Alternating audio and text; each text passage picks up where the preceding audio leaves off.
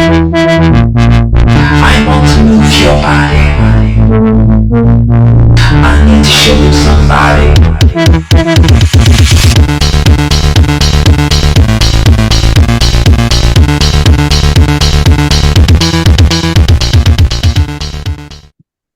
Welcome to Queerguru, Zach. And without going into too much detail, can you tell us what your book is about? Sure. So my book, first and foremost, is about how to overcome sexual shame. And I write through a bisexual perspective, polyamorous, kink positive perspective. And each chapter is like an essay, and it focuses on a different theme. So the first one, for example, is my relationship with mental health and that intersection with my queer identity. I've one chapter about kind of drug use and alcohol use and how I used to have to get very high or completely blacked out in order to have sex with men. That was the only way I could embrace this level of intimacy. I have a chapter on like Grindr and sniffies and just general hookup culture. Chapters on polyamory, where I lived with my boyfriend and my boyfriend's wife and my boyfriend's wife's girlfriend. So there's a lot of kind of different queer themes in this, and all very sex positive, of course. You've tired several of us out just listening to that alone. And I should have said your book is called Boy Slut, a memoir and manifesto. A manifesto. So how did you become an expert in this field? Was it a deliberate choice? Not initially. So I was actually working at Harvard Medical Center as a smoking cessation researcher and counselor. So figuring out the best way to get people to quit smoking cigarettes. And I thought I was going to get a PhD in clinical psychology. And I took the GRE, had the subject test, letters of rec, and I kind of had a panic attack. I was like, for this seemingly altruistic profession, they are cutthroat, they are nasty, they steal your work. And then it's like 6 years of a PhD, 3 years of postdoc. Then you work at the bottom of the lab, just like writing grants until you die. And I'm like, this sounds terrible. I ended up writing a novel. And in order to get that published, I have a writer in the family, and she's like, well, you have to write for various sites. Like, you have to have a writer's profile here. So I wrote a piece, and it was for now like the defunct publication called XO Jane. And they titled it, I came out as bi and now can't date anyone gay or straight. And the piece was about how I felt really, after coming out as bi, which was such a difficult journey, I thought like the world would be my oyster. I thought like gay men would be open to dating me. Women would be open to dating me. Women did not date me. They were afraid I was using the label as a stepping stone to being full-blown gay, would ghost me, reject me, say not the nicest things. And then gay men were just very condescending. They would be like, oh, honey, I was bi too. You'll get there. And it's like, and then try to kiss me or something. And I'd be like, no, fuck you. Like, that's a wildly rude thing. What if I was equally dismissive of your gay identity? What if I was like, you're not actually just gay, you're straight and confused? You'd be like, that's homophobic. That's messed up. You know what I mean? So like, well, why are you doing this to me? So I ended up falling in love with this bi woman, and it was truly incredible. You know what I mean? I felt seen. I felt understood. I wasn't worried about appearing too effeminate or like checking out a dude. And like, we just really understood and got each other. So it was a really healthy relationship, at least in that regard. But this piece went viral.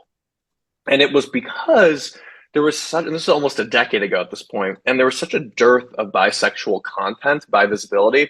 And the stuff that was out there was often catered towards like gay and straight people to like validate bisexual people's existence. So to be like, oh, like 10 myths about bisexuality or 10 things to never say to a bisexual person. There was very little bi content about, the struggles of dating as a bi person, when you can call yourself bi, how to deal with internalized biphobia, the different health disparities that happen with the bi community. And so after this piece went viral, I was getting more work just talking about bisexual identity. Again, I was just one of the few bi guys writing, but again, just writing niche content, but they actually wasn't that niche. That is what I learned, right? My experience mirrored millions of other queer people across the globe, and no one was writing about this. So I kind of filled this gap of really writing about bisexuality. And from there, I expanded out. So I started talking about like all kind of queer sexualities, then male sexuality, which is how I got the I write the sex and relationship advice column at Men's Health. I write Sexplain It. That's what it's called. Then writing about female sexuality or open relationships. I also have a non-monogamy column at Cosmo that just started called Navigating Non-Monogamy. So again, it was not necessarily on purpose. And, and that novel is long gone. I don't even care about that. I'll eventually write a new queer novel, in the next few years. But so that's kind of where I got to where I was. I think there just wasn't really anyone else doing it. And a lot from writing about my experiences, doing research, talking to people, reading the books. And that's kind of how I got to where I am today. But I see, I read you up before we phoned. Well, element of your work is now, I got to do this for the book, or it just comes natural. It's, I mean, people ask this of me, like, oh, do you just have sex, for the stories? No, and I'm like, no. Yeah. But like, I have sex because I'm a slut. I enjoy it. I find sex fascinating and interesting and fun and pleasurable, and it helps with my mental health. And I'm just enamored by it, fascinated by it. So, I don't need to do things, I feel like some people sometimes think like, oh, he's just doing this for the book or doing this. I have this nonfiction erotica zine, which is different than the book, right? But it's also called Boy Slut, which is either great branding or very confusing. But like the zine is just fun sex stories, but like, and it's raunchy, it's queer, it's explicit. And often there's kind of some overarching narrative about how I learned something about myself, or like the intersection of like sex and tech, something like that. But people are like, oh my God, like, are you doing this for the story? Or people want to like sex with me and like, are you going to write about this? I'm like, no, I'm not going to write about this. I know. Like there has to be a story behind it. I have a lot of phenomenal sex. That's not a story. You know what I mean? Like, so it has to be something unique. But no, I do it just because I'm genuinely fascinated and enjoy trying new and exciting things. I'm very interested in where you draw a line on what is a slut. Because if we were talking to the Republican candidates next week, it would be far different than yours. What, and do you use it as a derogative term as well?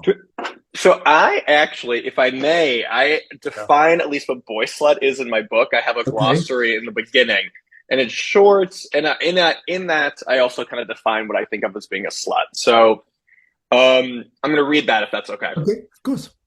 So boy slut. You might not be thrilled by the title of this book or by the fact that I call myself and readers boy sluts. After all, the word slut is highly gendered, and it has seldom been hurled at me or men as an insult intended to harm, belittle, or control my behavior. Men are often praised for having sex with a lot of women. They're called a player or regular Don Juan, whereas women are deemed simply sluts. This pervasive double standard is not new, and men have always benefited from it. I know I have. Unfairly, women who are called sluts are often deemed mentally unwell. She's got real daddy issues, or undeserving of love. I'd never marry a slut. So why do I feel like it's my right to reclaim a word that hasn't typically been used to hurt and control me? First, I choose to identify as a boy slut because it exposes the double standard of promiscuity associated with men and women, and in doing so, hopefully works to dismantle it. Second, as someone who proudly identifies as a queer faggot, I know the power of reclamation. I hope to remove some of the stigma and shame that accompanies being a boy slut or slut. So what exactly is a boy slut or slut? I define it as a person of any gender or sexual orientation who approaches sex without a lick of judgment or shame. Being a boy slut is not about having a high body count. It's about having the sex you want, with whomever you want, however you want, without shame. Identifying as a boy slut is to give a gigantic middle finger to society, letting everyone on this planet know that you will not be controlled or behave a certain way just because that's what's considered normal, ethical, or right. Zach, the reason that people like you are around is because we still have too many hang-ups, gay or straight, about sex. Yeah, I mean, I'd be out of a job if all of us had, no sexual shame, but we still live in this puritanical culture. We still live in this sex negative culture. It is so pervasive. It is so insidious the way that we judge people for having a healthy sexuality, right? And I think, some gay men are better at it. Obviously, I think in the beginning, sometimes we're struggling with it because just we're being told that being gay is wrong, having same-sex attractions is wrong. But I know, I feel like gay men are often, or queer men, I'll say, are more open to discuss their sexuality. I think a lot of this has to do with hookup apps, honestly, Yeah. where you have like, Grindr and Sniffies, where I am just constantly sending out pictures of my dick and asshole to literally probably tens of thousands of men. But also, it's very commonplace to ask, hey, what are you into? What are your desires? And in some ways, almost we have to talk about sex more because you can't always tell who's a top or bottom, Mhm. versus it's assumed among straight people, okay, this man is going to stick his dick in her pussy. You know what I mean? Whatever it Yeah. is. Versus with gay men, you don't know this. You never know who's a top or bottom, So I think we're just used to like, we literally have to ask in order to have sex and to make sure we're a match. So that's already kind of created a precedent. But then because we have hookup apps, the way that straight people don't, they have Tinder, but it's not like a woman sends me a picture of her pussy and sends her address within 4 seconds of texting, the way that does happen on apps. So I think, yeah, we have almost more of a culture that can be sex positive, although there's still plenty of gay men who slut shame. And then on the flip side, there's gay men who like prude shame, who assume that like something must be wrong with, oh, you have internalized homophobia if you're not sleeping with more men. Or there's also condom shaming in the era of PrEP, where guys who want to wear condoms get teased or relentless, or people don't want to have sex with them. And I'm like, it's your right to, if you're on PrEP and you're okay with taking the risks, of course it's your right to be like, oh, I'd rather have sex with someone without a condom. That's your right. But you should not be a dick to that person. You should Yeah. not try to coax them into having condomless sex, right? So we have shaming from Yeah. all sides of the spectrum, on the prude side, on the slut side, on the also then there was the slut shaming for being a Truvada whore. So it Yeah. comes from everywhere. But how as tough is it for you to write? This book is funny, and it's Thank also you. very, shall we say, educational? I don't know. Yeah, it is. Gay men, as gay men, we're fixated on sex, and we're fixated on labels as well. Because the part of what you come across as well is not just what you do bisexually, but it's also pansexual. We have all these versions of that. So you set out to entertain us or to educate us. Yes. What did you do? I think both. I think the best way to educate someone is through being entertained. Mm. I think I could write in a dry and boring manner, and the way many sex education has been done, or a way that is extremely serious. I see this when talking about sex and sex education, where I'm like, sex should be fun. You should be enjoying this. I'm not saying you should take it lightly. I'm not saying, have cavalier sex, and obviously consent is important and all those things, and have safe and consensual sex.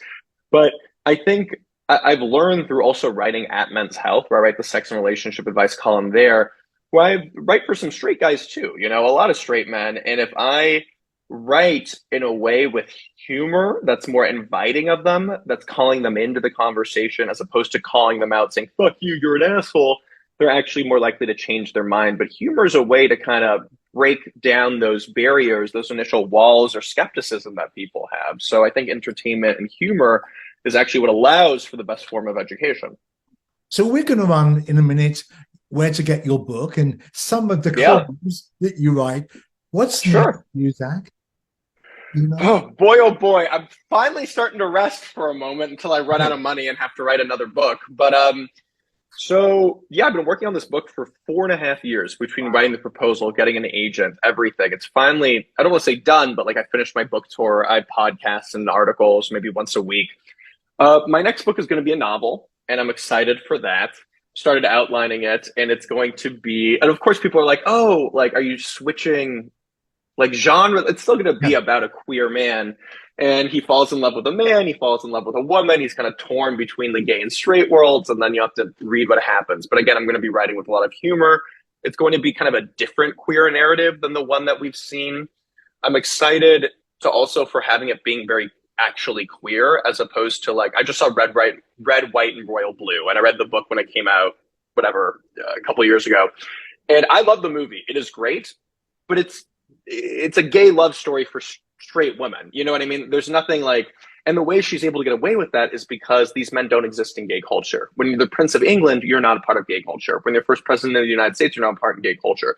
So I'm going to have something like, this guy's actually going out to gay bars. He's going out to queer bars. He's on Grindr. He's on Sniffies. He's on in an open relationship, dealing with top bottom dynamics, dealing with, the fat phobia and racism in the gay community, like actual gay things, where we've had these great love stories over the years of novels. Song of Achilles, another incredible novel that I absolutely love, but there's no gay or queer culture because it's about Achilles and his lover, however many thousands of years ago. You know what I mean? So I would love something that's like genuinely for queer men, a love story.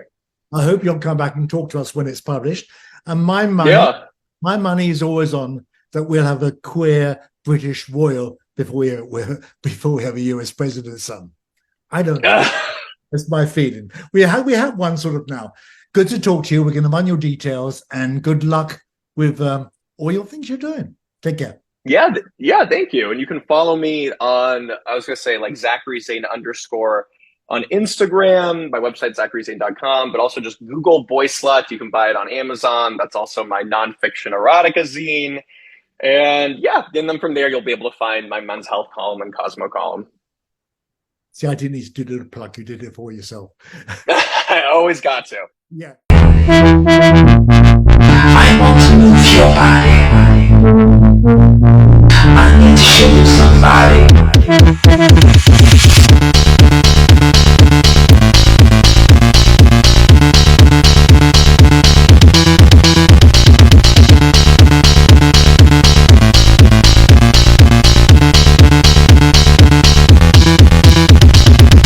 I want to feel somebody. I want to touch your body. I want to move your body. I need to show you somebody.